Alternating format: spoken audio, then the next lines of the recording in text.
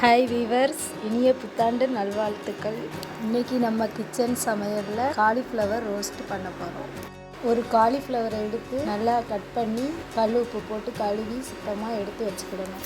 Cauliflower முங்குற அளவுக்கு தண்ணி ஊற்றி 10 நிமிஷம் கொதிக்க விடணும். காலிஃப்ளவரை வாட்டரை இருத்து ஒரு தட்டில் வச்சுக்கிடணும்.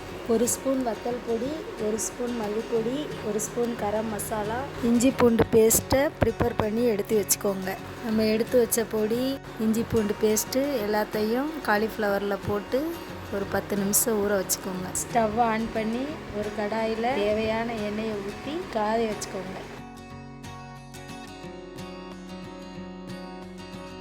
எண்ணெய் நல்லா காஞ்சோடனே அடுப்பை சிம்மில் வச்சுக்கோங்க. காலிஃப்ளவரை போட்டு ஒட்டாமல் நல்லா கரண்டியை வச்சு கிண்டி விட்டுக்கோங்க.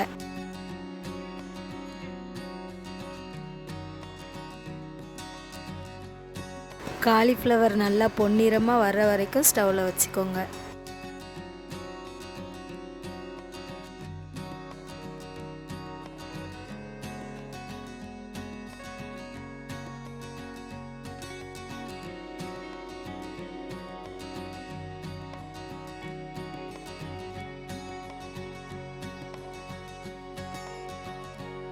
இப்போ நல்லா ரெடி ஆயிடுச்சு.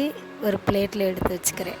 இந்த காலிஃப்ளவர் ரோஸ்ட் உங்களுக்கு பிடிச்சிருந்தா நம்ம சேனலுக்கு லைக் பண்ணுங்கள், சப்ஸ்கிரைப் பண்ணுங்கள், வீடியோவை ஷேர் பண்ணுங்கள்.